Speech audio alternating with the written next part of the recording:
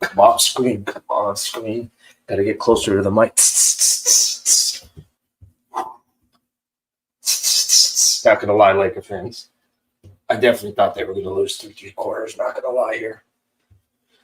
What's going on, Laker fans? Let's get it going. What's going on, Laker fans? Thank you very much for tuning in. Appreciate you guys being a part of the show. I just said it right there.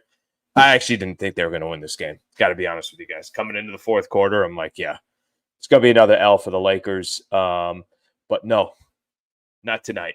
Not tonight. Cam Reddish, Christian Wood, Austin Reeves, LeBron James. A couple of players stepped up. Appreciate you guys being a part of the show. Lakers over the Suns, 122-119. I might need a second to catch my breath there. I don't know if you guys saw my combinations. And, what's unfortunate here when I do this is you guys can't actually see my footwork.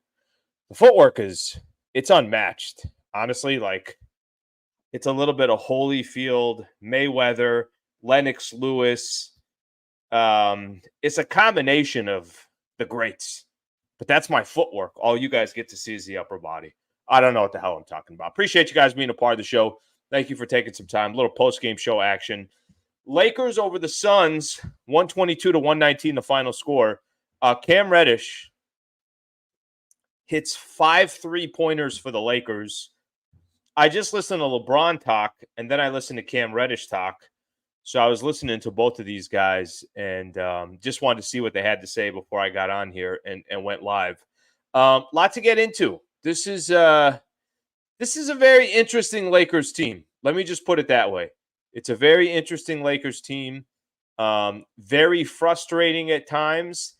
And then they outscore the Suns. If you guys remember, they played the Suns in Game 2 of the season. Game 2 of the season, Lakers were 28-11 in Game 2 of the season, and in the fourth quarter, 28-11, and then tonight 33-23. So whatever the Lakers are doing, a lot of it, to be honest with you, is a lot of these players in that fourth quarter, I thought, locking up on the defensive side. I'm sure there comes a point too where guys like Kevin Durant, you could only do so much. And a lot of what you're doing is through those first 3 quarters. And then you get to a point where it's like, all right, well, I gave everything I absolutely can, and the Lakers start making their run. But there's a lot that I want to get into, and I'm just going to start off in a couple areas here. I mentioned the Cam Reddish, really that fourth quarter for the Lakers, just the fourth quarter in general. 33-23, Lakers outscore the Phoenix Suns. Cam Reddish, I mentioned, had the 17 points, had 3 steals, had 3 rebounds. Christian Wood had a moment in there, and I hope Christian Wood gets appreciated too for some of his contributions. 9 rebounds for a team like the Lakers that just cannot figure out how to get rebounds. I watched one play, I think it was in the second quarter. D'Angelo Russell, literally, there were 4 Lakers there, and D'Lo in basketball, even if you think you got a rebound, you're supposed to look around and just find a defender and put a body on him. And D'Angelo Russell didn't do that at all. And this one possession I'm talking about. And I bring that up because the Lakers were getting out rebounded. They were getting out hustled as always. And look, the numbers are still ugly. Out rebounded 17-9. They got to be better. 52-43 on the glass for the Lakers the other way. It goes to the Phoenix Suns. I know second chance points was lopsided as well. So you reached a point as you're going into the fourth quarter, and I'm like, yeah, I don't know if they're going to win this game. Remember, to end the third quarter, Lakers were down 10. Cam Reddish got a ball and just kind of launched the 3 off-balance 3-pointer. He hit it, got them to within 7, and I thought from there in the fourth quarter, the Lakers just completely dominated. They hung around just enough to make a run, just enough to put some pressure on the Phoenix Suns and, see how they would react to it. But ultimately for the Lakers, they took over in that fourth quarter. So the reason why I was kind of listing out a couple of these guys, I thought specifically Cam Reddish I'll get into a little bit later on his own, but I thought specifically that lineup that the Lakers had in there, it was Cam Reddish, it was LeBron, It was Christian Wood. It was Austin Reeves. And I want to say Rui Hachimura. That was the 5 that they had in. Those 5 guys, I thought, really completely changed the game. Now, the Lakers ended up subbing Taurean Prince back in. I think Rui came out, but between Rui Hachimura and Cam Reddish, the Lakers had 7 steals.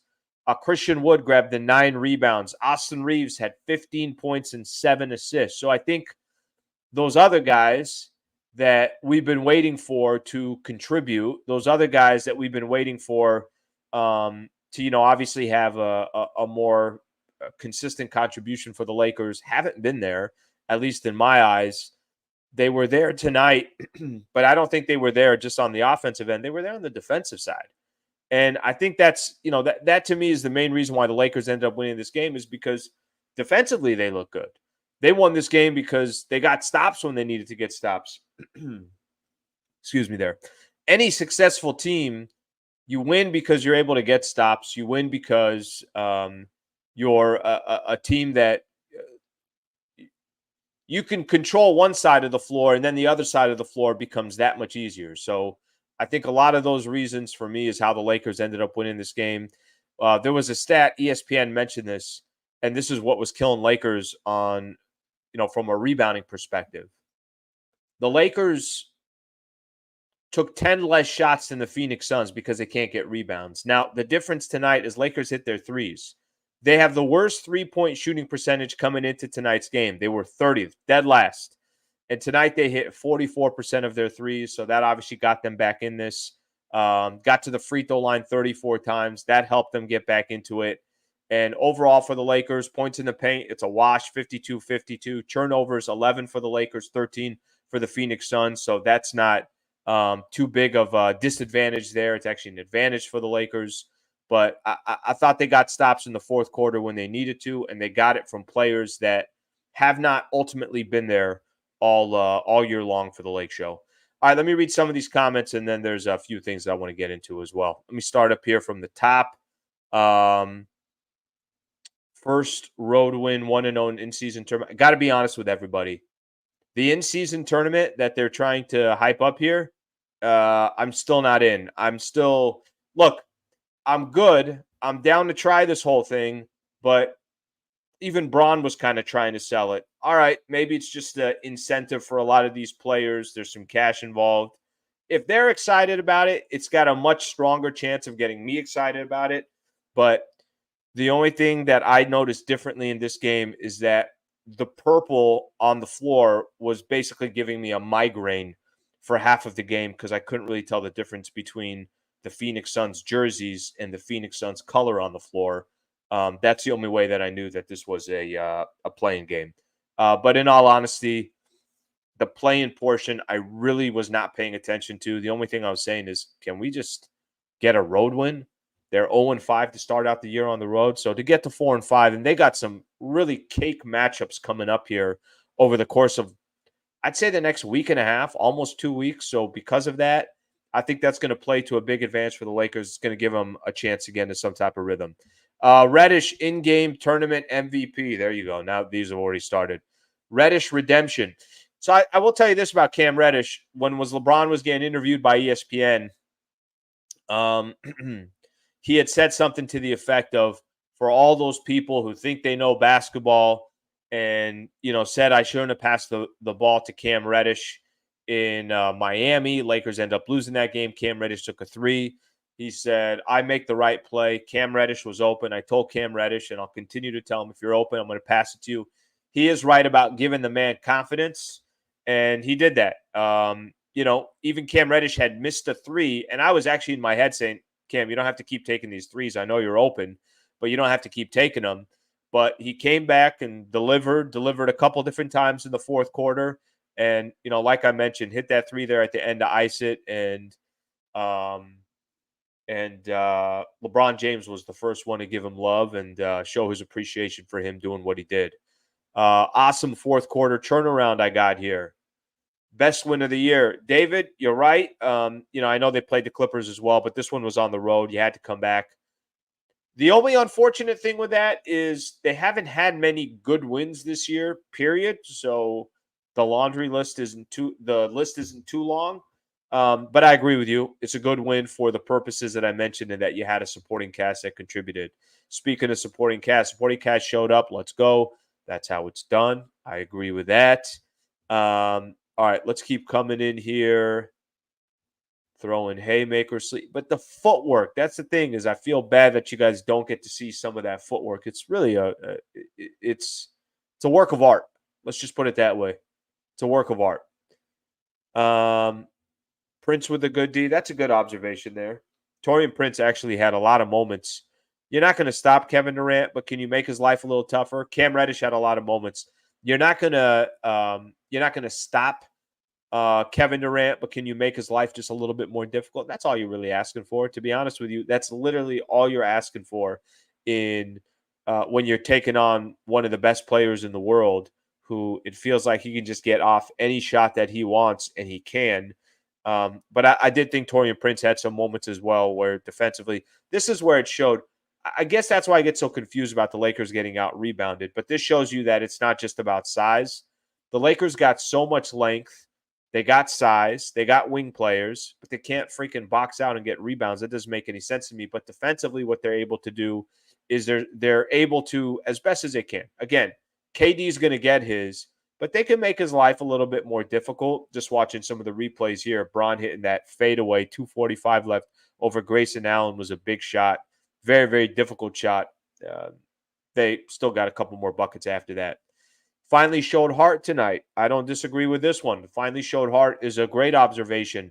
I was doing the pregame show, and I'm talking to Michael Thompson earlier today, and him and I are having the chat, having the conversation. And we end up talking about the Rockets game. That, man, how weird is this? That this is a team that basically showed zero heart in a game against the Rockets where you're down 34. I think that's what Laker fans were most upset about. They weren't just upset at, what the Lakers were doing. They were more upset, or just as upset as the Lakers. It felt like just weren't fighting. And anytime you watch sports and you think your team's not fighting, that's not a good characteristic to have. Torian Prince with that, by the way, that nice little Euro step to get to the bucket late in that game as well. We had great ball movement in the fourth, great win, and they locked down on defense. D'Lo needs to be benched. Reeves and Reddish should be the backcourt from now on.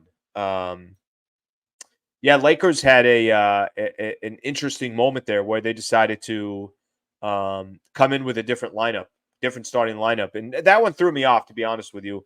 And I wasn't opposed to it. I think there was a lot of Laker fans saying, you know what, screw it. What the hell do you got to lose?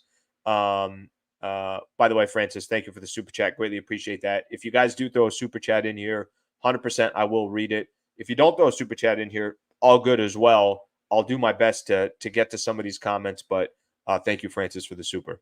I'm going to go back to what we were saying. So starting lineup was, there's a change to the starting lineup.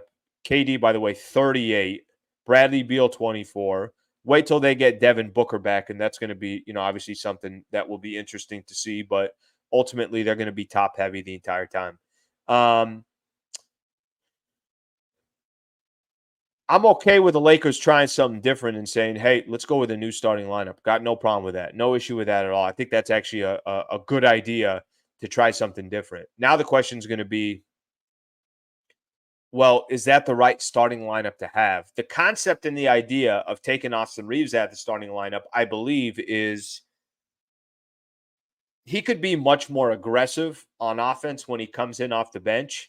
And I think that's what the Lakers are trying to do. Hey, if Austin Reeves is going to be Austin Reeves, let's try to put him in a position where he feels most comfortable. He doesn't have to worry about LeBron needs the ball, AD needs the ball, D'Lo needs to bring the ball up. Let him just kind of do his thing. Okay, well, they found a time to do that, and that was him coming off the bench. So with that one in mind, let's see here.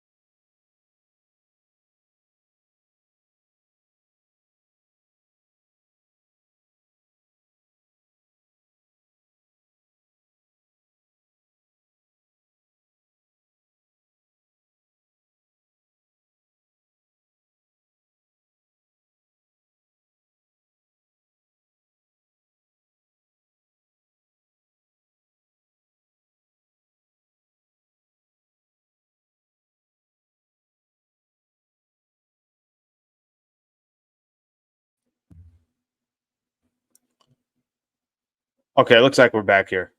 My apologies. My apologies, Lake fans. My apologies. I don't know what just happened here. I don't know what just happened here. Had this last time too. Okay, my apologies here. Let's keep going here. Whatever that was, I'm gonna go through it here. We'll just keep going. Okay, so what I was saying is as far as the starting lineup goes, so the starting lineup for the Lakers is if the idea and the concept is okay, well, you know what? Let's work on this starting lineup. We got to make some changes.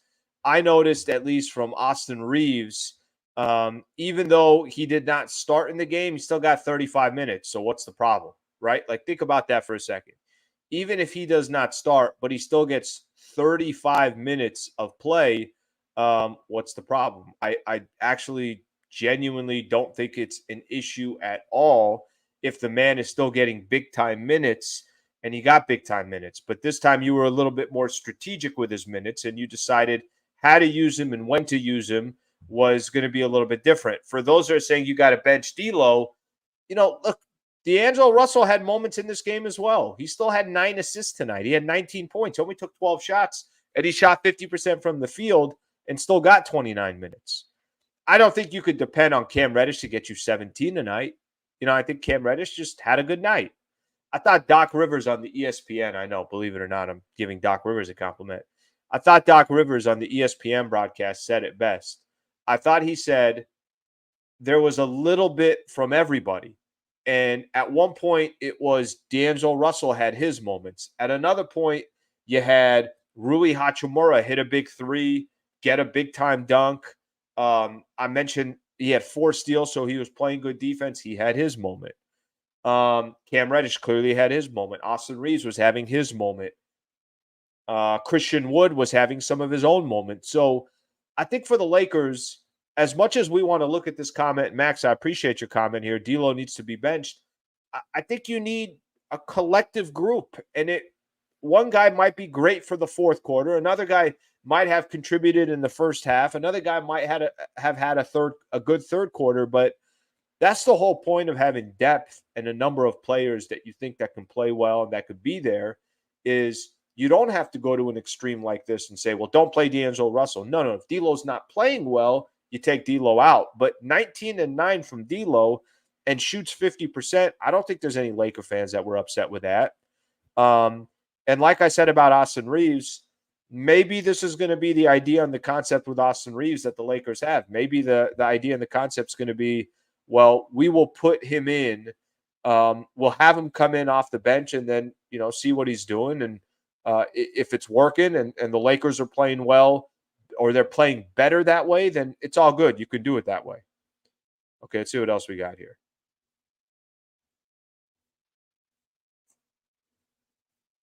Oz, I appreciate the super chat. Thank you very much.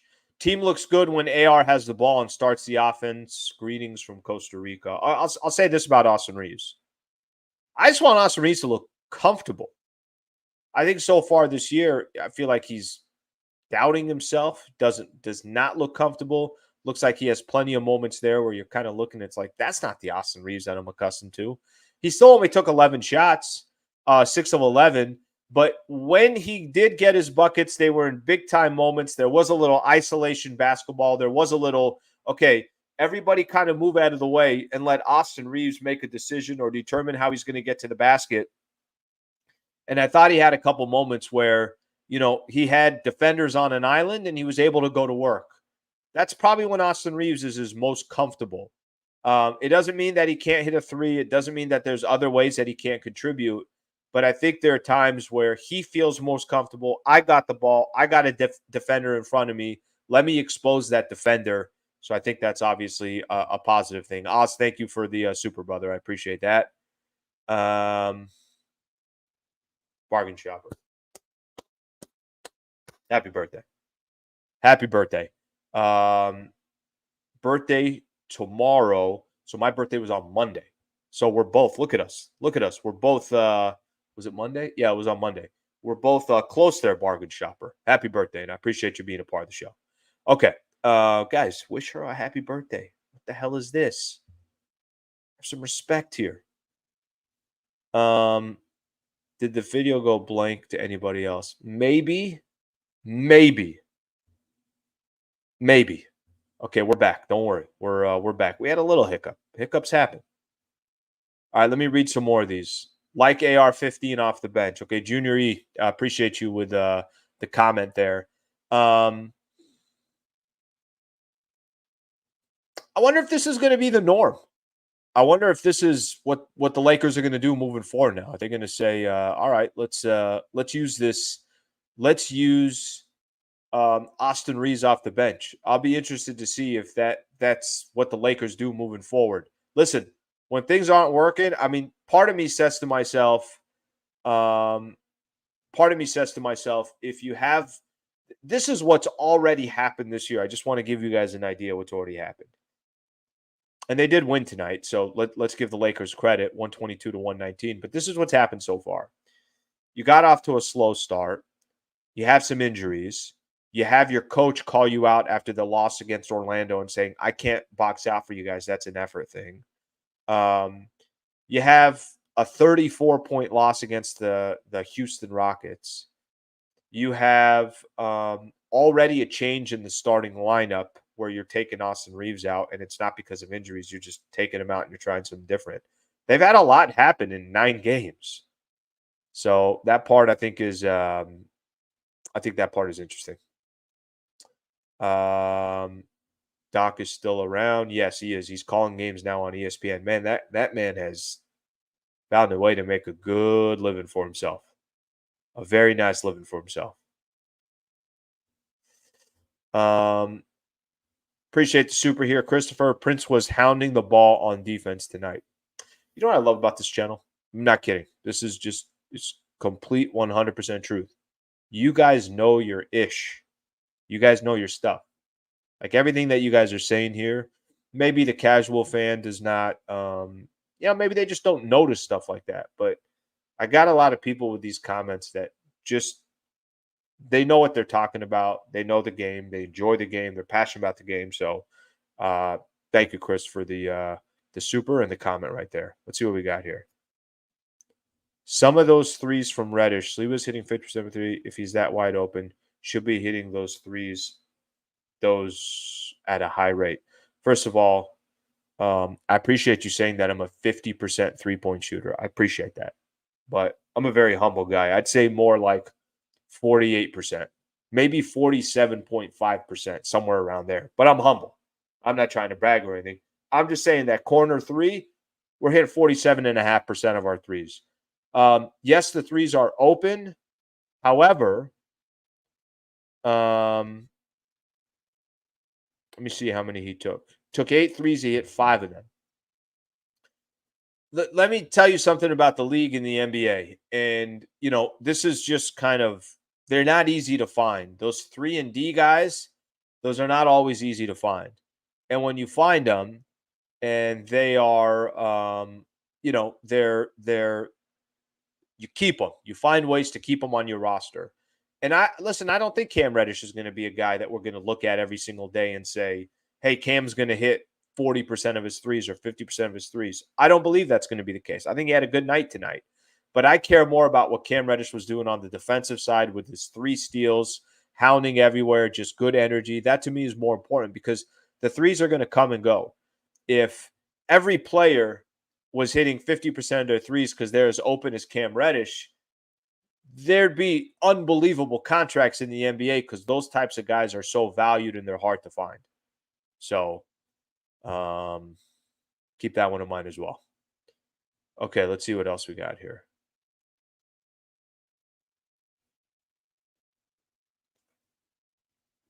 Now we got people saying happy birthday wishes everywhere. Everything's all over the place now. Okay, so those last 2, wait, let me get this one. Those last 2 minutes I was sweating. Lake fans, I said this when I started off the show, and I'll say it again. First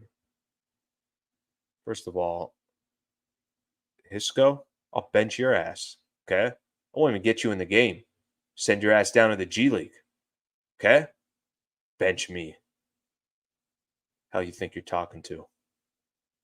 Get you cut, we'll send you international. have you playing it overseas in Istanbul. You're going to bench me. Son of a.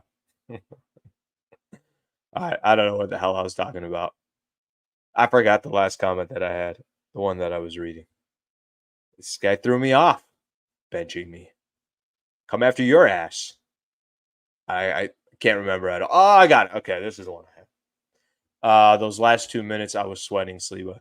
I genuinely thought this. Really, really thought this. Going in the fourth quarter, I'm like, yeah, they're gonna lose again. I already had some notes. I had some notes that I was taking, and I was saying to myself, I'm like, all right, well, I'm gonna talk about what's wrong with this team. I'm gonna talk about the end of the first quarter. They're down 9 again. We already had the stats of minus 74 coming into this game to start at the end of the first quarter. It was a historic low. They're going to add to that. Now it's going to be minus 83 through the first 9 games. So it's not like that stack any better. I didn't think they were going to win tonight. I didn't. They just, there was no indication that they were going to win this game. The only thing they were doing that was like, maybe this could be interesting. They just hung around. You know what I mean? Like they just hung around long enough to put some pressure on the Phoenix Suns. And I thought to myself, I'm like, oh, hey, you know what? It's not like it's 18. It's not like they're down, 20, 22, something like that. I thought they were hanging around just enough to where it was like, okay, that, a bucket here, it's 7. Okay, then we'll go back up to 9 or 10, 11. And then it's like a bucket here, it's 6. That's the one part that I thought maybe they got a shot to win this game was specifically because of that.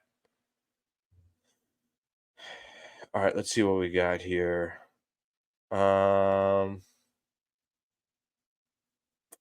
AD playing hurt again is a concern.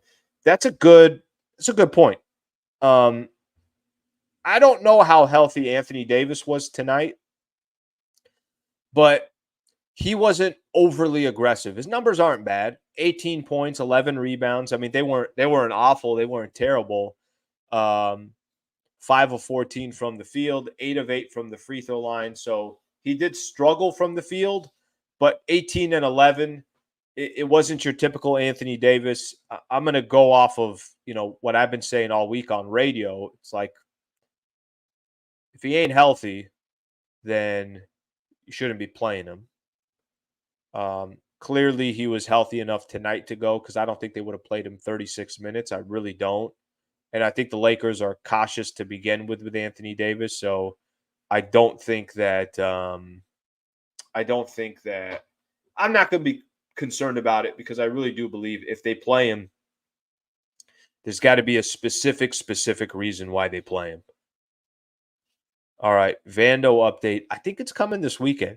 I was listening to the broadcast and I think, okay, I'm going to do it again. I think Doc Rivers had another good point. Doc Rivers said something that the Lakers really miss Gabe Vincent, and I agree with him.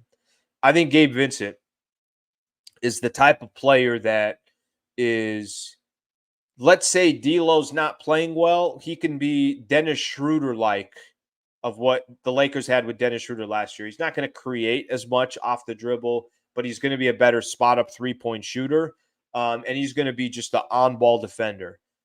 Vando should be getting, I think we should be getting an update at least at the latest by Monday because they said they're going to reevaluate him in 2 weeks. And that was, that was obviously, I think this weekend will be 2 weeks. And then we're going to have to wait another week or so, week plus for Gabe Vincent to be reevaluated. So still a couple of Lakers that we got to get back, but they're coming back, right? Rui's back. AD's back. Jackson Hayes for when he was missed. You got Christian Wood.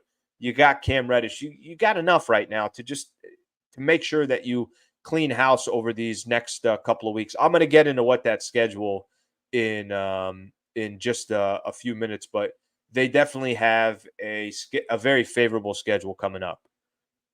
D'Lo to the bench he goes. I'm going to ask you guys a real question, just an honest question, and then you guys. Let me see here. What do you think the Lakers should do with D'Angelo Russell? I'm curious to see what Laker fans are. What's their opinion on D'Lo? Because there are times where I'm like, yeah, I don't like the guy. Yeah, I'm not a D'Lo fan. I'd rather see a different point guard there. And there's other times I'm like, okay, look, it's good to have a young point guard. When I say young, not young, I'm not saying he's 19, 20 years old. Um, but there are times that D'Lo can create. He had some nice dimes tonight. I'm just curious, what are Laker fans' opinions on D'Angelo Russell? Big picture, long term, short term. What is your opinion on D'Lo? Because what I find interesting is D'Angelo Russell, whether you like it or not, is a he's a polarizing player. People have an opinion on D'Angelo Russell, and I think in a perfect world, if I would always prefer a vet, somebody that's been there for a while, somebody that I think is more reliable. I don't know if D'Angelo Russell, if he's going to be in a game at the end. I don't know if he's going to be playing well, not playing well. I don't know. Um, and I feel like that's usually the case every single night. I'm not sure about D'Angelo Russell. The D'Lo to the bench, I don't think D'Angelo is going to get benched. I think he's going to start games. But what does it really matter if you start games when you're in the playoffs and they're not playing you at the end? Are you Would you rather have the starter title or would you rather have, hey, I'm the one of the five most important players to have when things are going on? So I'm going to read some of those in just a second. Got a super chat here. I told you guys. Go super. I'll make sure to read it. But I also do everything I can to try to get to as many of these as well. Slee, time to ditch Spectrum Internet. It is Spectrum. Is Spectrum an issue? I don't know. Is Spectrum supposed to be an issue? I will freaking figure it out. That's the problem. The problem is my internet speed is like as high as you can get, so I should not be having issues. Okay. Love bringing AR off the bench and staying away from D'Lo in the fourth. Can every game be an in-season tournament game? In-season tournament. Thank you for the super, Eddie. In-season tournament. I still don't understand it. Was anybody else as annoyed as I was by the floors? The floors were so annoying. I didn't know what the hell was going on with those floors, but that was a lot going on there in Phoenix for this. AR off the bench and staying away from D'Lo in the fourth. That might be the recipe, guys. That might be the recipe that we're all looking for. All right, I'm going to read some of these. I wanted you guys to get a second to put in some of these comments on Anthony Davis. So I'm going to do that in just a second. Just check one thing here.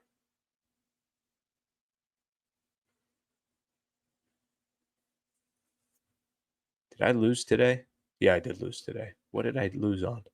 Yeah, what an idiot. I lost an underdog fantasy. I'm going to do my underdog fantasy picks for tomorrow in just a second. Shout out Underdog Fantasy, a proud partner of the channel. So thank you to them.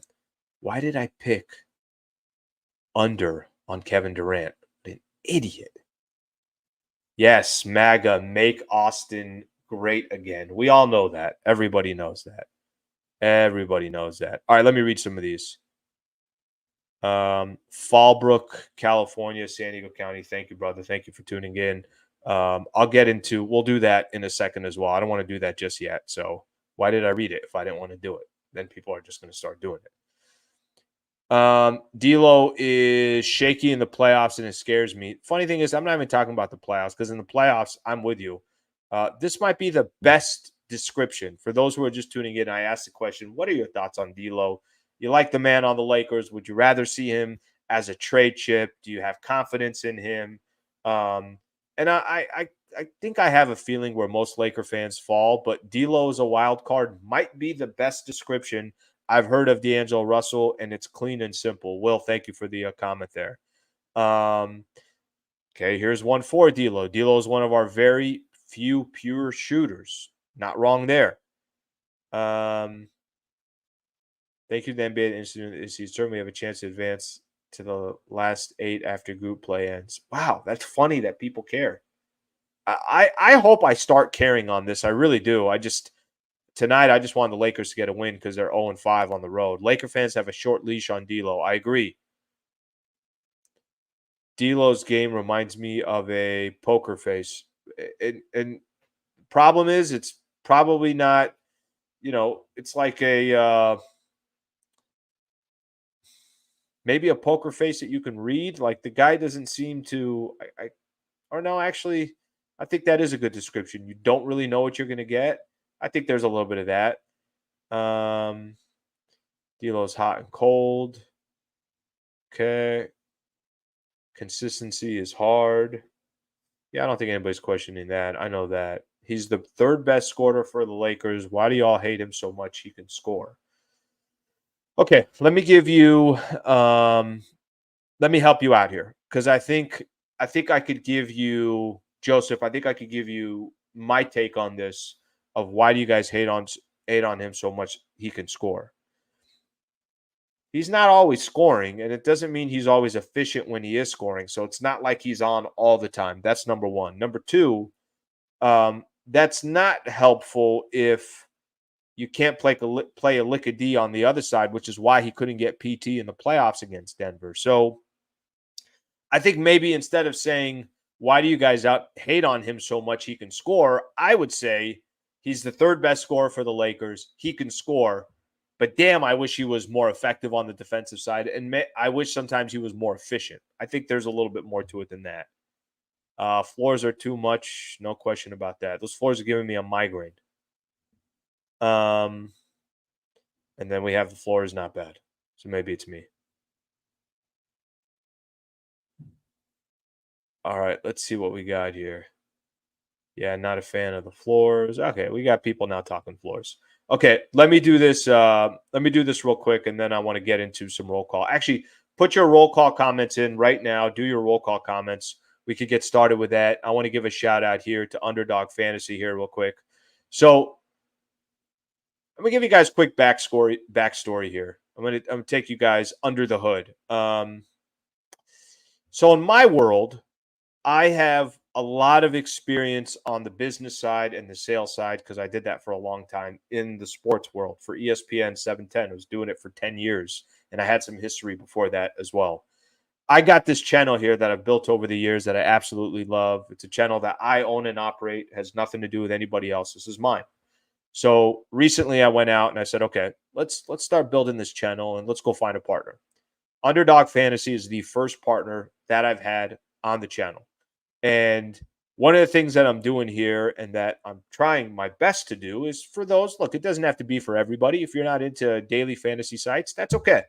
But if you play in any of these DFS sites is what they call them, Underdog Fantasy, they do this. They'll match you up to a $100 deposit on your first deposit. They'll match you up to $100. So that means if you put $100, you sign up with the account and you use Hoops LA and you put $100 in, they'll match your 100. You have 200. Or if you put $50, they'll match that 50, and and you'll have $100 there. This is how you play. Look how easy it is. You go to your pick'ems right here.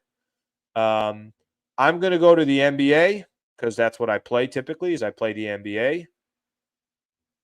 I'm going to go to pregame, which is technically games for tomorrow. I don't want to pick any in games, nor will there be in-game projections now. It's going to most likely be for tomorrow. View all picks. I still have it on the NFL. Let's go NBA. So I'm basically just going to pick, I'm going to grab one game. Let's do Golden State and Cleveland tomorrow. Donovan Mitchell, higher or lower than 27.5 points? I'm going to say Donovan Mitchell is lower than 27.5 because he's got to go up against the Warriors who have a good defense. I'm going to do one more pick. Steph Curry, 28.5, higher or lower? I'll go higher for Steph. I'm going to put in my bet here. I bet $10. I hit submit. 2 correct. If I get both of these right, I get paid out $30. I hit submit. I hit confirm. That's it. Use the code HoopsLA. I appreciate you guys being a part of it, and I will start reading off some of this roll call here. He's averaging 18 points. Okay, look, let me tell people here real quick. I'm actually a fan how much people have his back because I don't know how many people have D'Angelo Russell's back. I assumed there was more people that are not crazy about the about D'Lo, but maybe I'm wrong. D'Lo is a very difficult player to gauge. Okay. I think that's a good way to put it too. Highland Park in the house. Thank you for being a part of the show. I want to talk about some of the upcoming schedule that the Lakers have, and then we'll call it a night. Rochester, New York, the Riverside. Thank you for being a part of the show. Philippines, Little Italy, LA County line, whatever all that means. Phoenix, Arizona, not at the game. Okay, Chris. Thank you for the clarification there. Austin, Texas, La Paz, and Vegas. Okay. Anaheim, El Sereno, La Jolla, California. You know, it's pretty good living out there. Pretty good living out in La Jolla, California. El Monte, Fallbrook in the house. El Paso, Texas. Thank you for being a part of the show. Costa Rica in the house. Thank you, Oz. Been on the show for a long time. Portland, Maine. Thank you for being a part of the show. Taiwan. Thank you for being a part of the show. Badass. Echo Park YMCA Gym. Listen, what time is it right now? 10:35? 11:30, I'll be out there. I got to get some shots up tonight. You know what I mean? Vermont Street, Rancho Cucamonga. David, appreciate the love there. Nice little text or nice little comment there. Anaheim, I mentioned. Lake Arrowhead in the house. What else we got here? Northeast Ohio, Brazil, Guam, Highland Park. Thank you all for being a part of the show. Okay, let me let me show, and if I missed you, throw your comment in. I'll do my best to get back at it as well. This is what the Lakers got coming up. Okay? This is what the Lakers got coming up. Easy ass schedule coming up.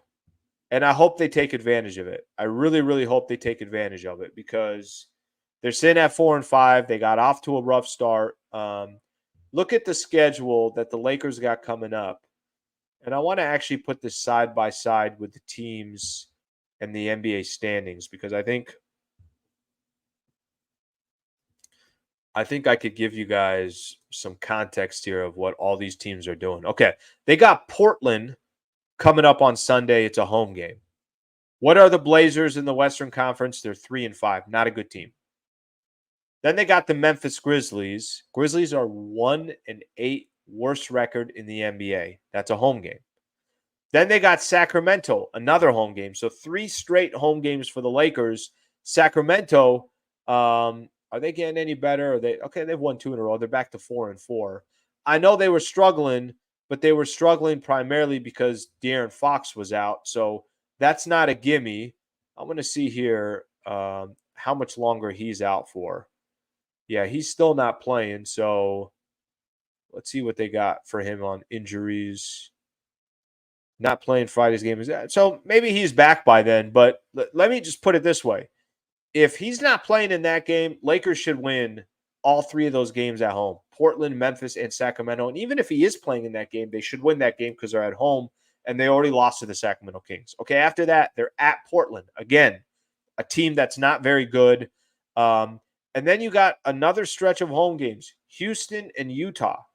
I mean, you got a ton of teams on your schedule coming up here. A lot of home cooking. A lot of teams that are well below 500 or hovering around 500 or just are not expected to be good. Lakers need to do some feasting coming up here. Now, I think they will. I think this is their chance. Utah's just sitting at 3-7. Houston's balling out. They're 5-3. We know that because they beat the Lakers by 34 or whatever that was. But something to keep in mind here with their schedule. There is a lot that the Lakers can take advantage of over the course of these next 2 weeks or so. All right, I think we're done here. Oh, interesting. Okay, let's see what we got here. Altadena in the house. Thank you for being a part of the show. Let's see what we got here.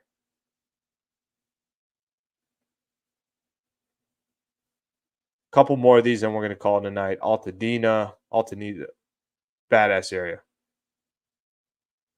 Lakers are losing because of lack of team effort, rebounds, hustle, 50 balls. They have no energy, just like AD tonight. Well, change that. Maybe they start winning games. Very winnable games. Couldn't agree more. I think we're done, Lake fans. I appreciate you guys being a part of the show. Thank you for sitting in for 45 minutes. I think this might be one of the longest lives that I've ever done. Thank you all for being a part of the show. Lakers over the Phoenix Suns. I'll get back on here after the Lakers take on Portland coming up on Sunday night. Hope you guys have a great rest of your Friday night. Hope you guys have a good weekend. Nice Saturday. And we'll get back with you guys on Sunday. Appreciate it, Lake fans. Thank you. Thank you. Have a good rest of your night. All right, get the hell out of here.